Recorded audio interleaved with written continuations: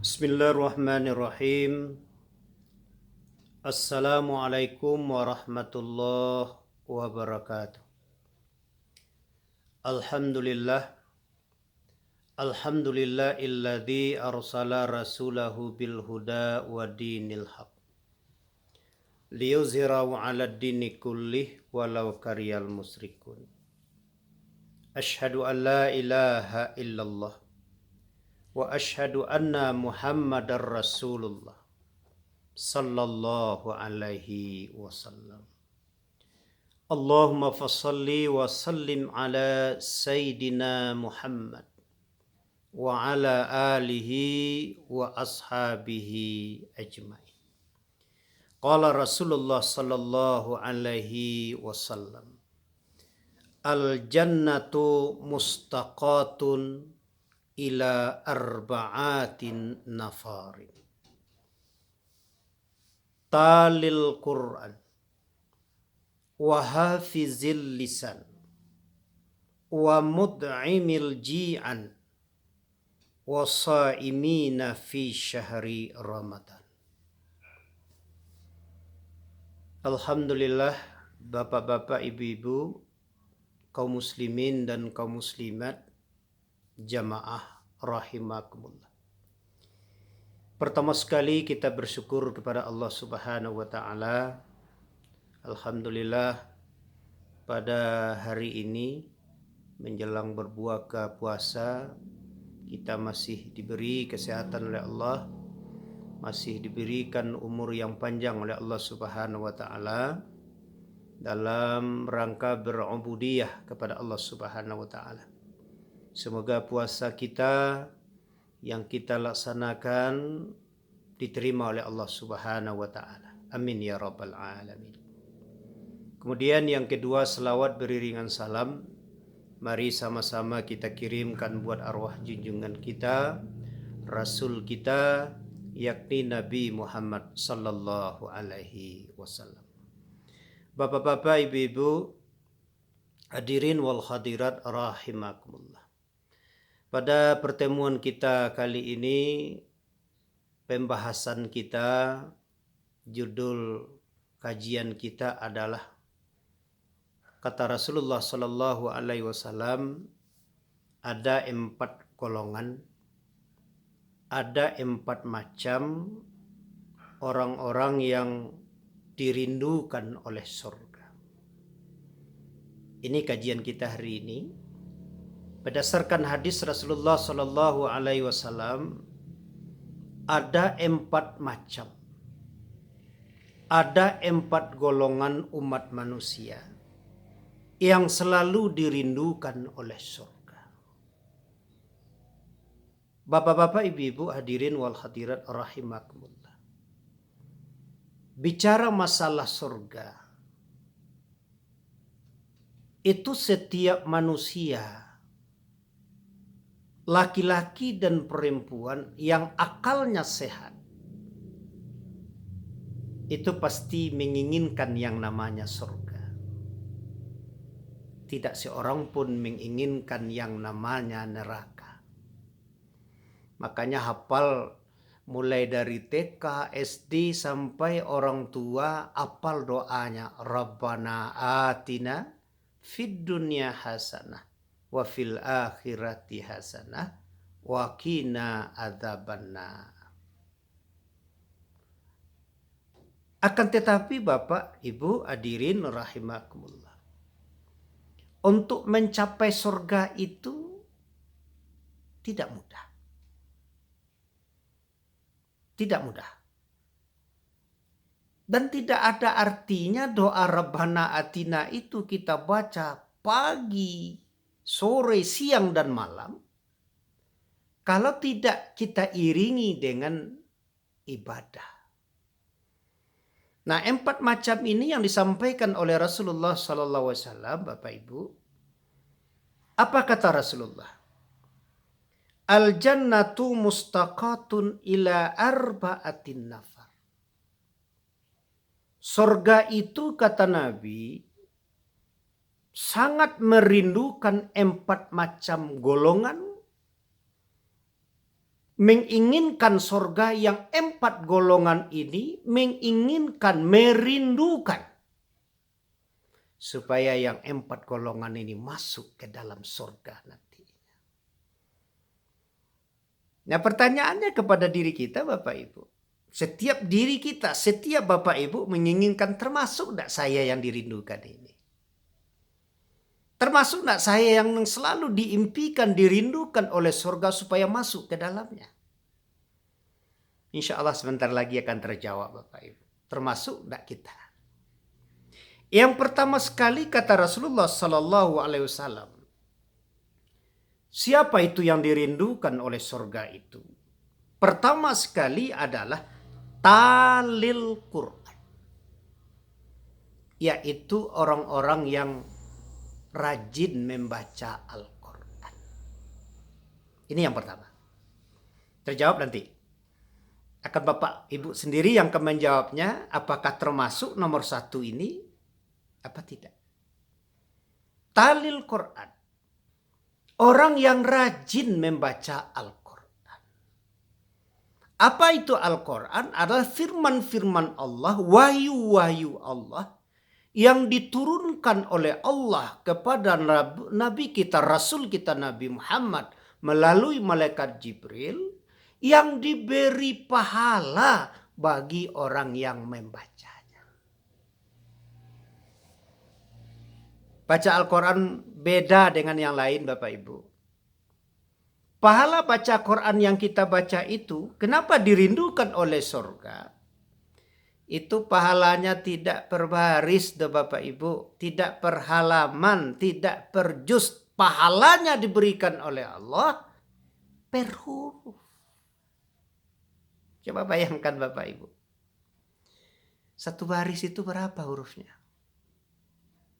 2 baris berapa hurufnya? Kalau 1 halaman Bapak 1 malam membaca Al-Quran, berapa hurufnya? Tidak akan pernah terhitung. Alangkah ruginya orang yang tidak mempergunakan kesempatan ini membaca Al-Quran. Makanya di hadis lain Rasulullah katakan, Allah sekurang-kurangnya umat saya, kata Rasulullah, sekurang-kurangnya seumur hidupnya 1 kali harus khatam Al-Quran. Sebaik-baiknya sekali setahun itu harus khatam Al-Quran. Itu sekurang-kurangnya Bapak Ibu. Apalagi hari ini bulan Ramadan. Apalagi sekarang lebih banyak aktivitas kita di rumah. Harusnya kita khatam Quran.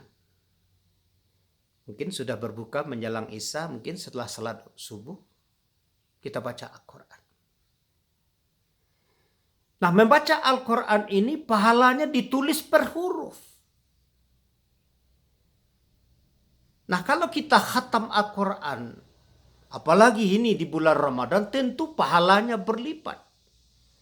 Karena dalam hadis-hadis lain Rasulullah, mungkin Bapak Ibu sudah paham, pahala-pahala amalan sunat selama bulan Ramadan itu pahalanya disamakan dengan pahala yang wajib. Ini kesempatan kita. Nah, sekarang pertanyaannya Bapak Ibu, di hari ini sudah juz keberapa? Mungkin ada yang sudah juz 7, juz yang ke-8, mungkin juz yang ke-11.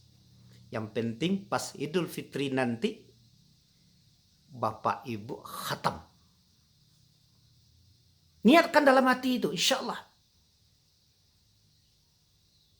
Saya harus khatam. Paling-paling satu hari 1 juz.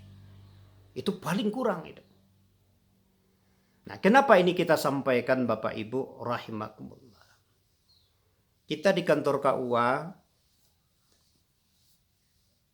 itu sudah kita adakan screening Bapak Ibu.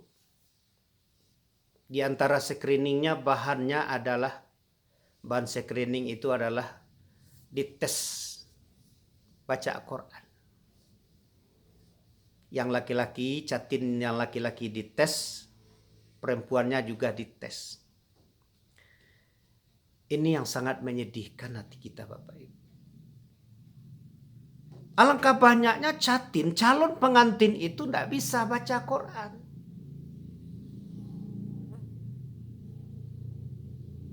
Kalau kita di Minangkabau ini menjadi suatu aib. Malu orang Minang itu kalau tidak baca Al-Quran. Itu dulu. Tapi bagaimana sekarang Bapak Ibu? Banyak yang tidak pandai baca Al-Quran. Nah kalau dia tidak pandai baca Al-Quran, calon ibu, calon suami, calon bapak. Kira-kira bagaimana kita mendidik anak-anak kita nantinya. Penerus nantinya. Dan kalau dulu kita lihat Bapak Ibu, sejarah orang tua kita di Minangkabau ini. Belum ada listrik. Hanya pakai lampu minyak tanah itu. Tapi yang kita dengar cerita dari orang-orang tua kita dulu. Pas setelah maghrib itu tidak ada bunyi TV, tidak ada bunyi radio. Ya mungkin saja waktu itu TV, radio belum ada. Tapi yang kedengaran di tiap-tiap rumah itu adalah orang baca Quran. Kenapa terdengar waktu itu hanya baca Al-Quran? Yang pertama sekali mereka itu pandai dan bisa baca Quran. Yang kedua yang tadi, yang TV belum ada, radio belum ada, HP belum ada. Oke lah sekarang TV sudah ada, tapi kenapa mereka tidak baca Quran? Matikan TV dulu. Di antara penyebabnya adalah mereka itu tidak bisa baca Al-Quran. Ini yang sangat menyedihkan kita. Kalau dulu orang Minang ini menjadi aib laki-laki atau perempuan yang tidak pandai, tidak bisa baca Quran. Nah sekarang kita lihat.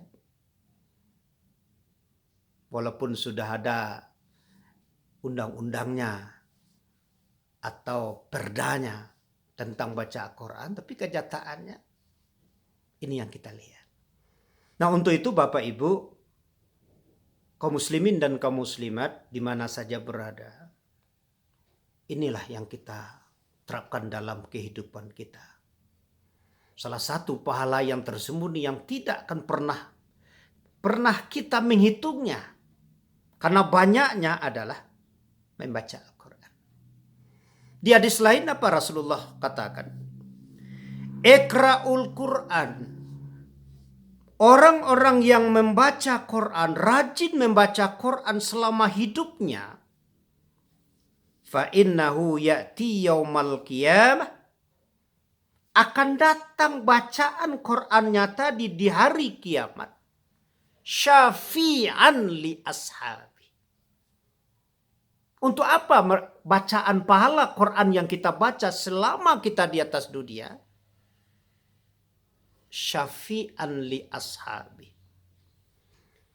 Dia akan datang di pada masa nanti, di hari kiamat nanti, pahala-pahala baca Quran kita, tujuannya datang adalah syafi'an li ashabi. Untuk menolong orang-orang yang membacanya. Coba Bapak Ibu bayangkan. Di pada masa nanti, nafsi-nafsi sendiri-sendiri. Jangan diharapkan anak entah bagaimana nasibnya. Orang tua apalagi, teman apalagi. Selain syafaat, selain pertolongan Rasulullah, ada satu yang kita harapkan syafaat nanti adalah orang-orang yang membaca Al-Quran, pahala baca Qurannya itu, inilah yang akan menjadi sebagai penolong, sebagai syafaat di padang mahsyar nanti. Bapak-bapak kaum muslimin jamaah rahimakumullah. Ini yang pertama. Yang kedua, apa yang dirindukan oleh surga? Siapa manusia? Golongan keduanya siapa? Yang kedua adalah hafizil lisan. Orang yang dirindukan oleh surga itu, kata Rasulullah, yang kedua adalah hafizil lisan. Orang yang mampu menahan, menjaga lisannya. Dari apa dia jaga? Dari yang menimbulkan dosa. Sebagaimana kajian-kajian kita yang berlalu, di episode yang lalu sudah kita sampaikan. Kenapa yang dirindukan oleh surga ini adalah hafizil lisan, orang yang memelihara lidahnya? Karena sumber dosa yang paling banyak dari tubuh kita itu, sumber paling banyak itu adalah dari mulut kita, lisan kita. Salamatul insan lihafzil lisan. Salah satu penyebab selamat tidak selamatnya hidup manusia ini, salah satu penyebabnya adalah lihafzil lisan. Karena dia mampu memelihara lidah. Kenapa dikatakan masalah lidah ini? Kenapa tidak mata? Kenapa tidak telinga? Kenapa tidak kaki? Mata juga berdosa. Telinga bisa berbuat dosa. Mendengar bergunjing. Umpamanya. Kaki bisa berbuat dosa. Salah langkah. Kemana kita langkahkan?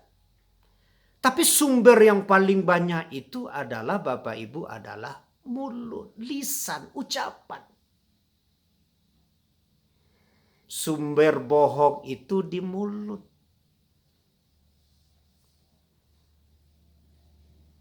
Sumber adu domba itu di mulut. Yang adu domba itu adalah mulut. Nah makanya Bapak Ibu, hadirin wal hadirat rahimakumullah. Kalau kita tidak perlu bicara, tidak perlu berkata, janganlah berkata. Bahkan sekarang ini Bapak Ibu mohon maaf ya, kadang-kadang bicara-bicara yang sifatnya membukakan sesuatu, apalagi sekarang sistem telekomunikasi hari ini. Orang bicara tidak lagi dengan mulut, tapi lewat HP. Apabila kita mengatakan sesuatu aib orang lain, atau mengatakan sesuatu yang tidak pernah terjadi, itu bohong namanya. Dan apabila orang yang kita sampaikan dia berbohong, dia share kepada grup, kepada orang-orang lain, maka sumber bohongnya kita. Insya Allah akan kita sampaikan nanti Bapak Ibu. Mungkin Bapak Ibu mungkin baru kenal, kita baru tahu yang kita kenal adalah ada namanya pahala yang namanya bisa berkelanjutan walaupun sudah mati nanti. Namanya pahala diantaranya adalah pahala jariah. Tapi Bapak Ibu harus hati-hati. Sebetulnya bukan pahala jariah, dosa jariah juga ada. Insya Allah akan kita sampaikan nanti. Apa itu dosa jariah itu? Kalau pahala jariah mungkin kita tidak berbuat lagi, tapi kita sudah mati, tapi pahalanya tetap mengalir. Kan itu pahala jariah. Contohnya sedekah, mewakafkan tanah. Tapi ada pula nanti dosa jariah. Hati-hati. Kita tidak melakukan dosa, kita sudah mati. Mungkin sudah 1 tahun, 2 tahun masuk tanah. Sudah menjadi tanah mungkin. Tulang belulang tinggal mungkin.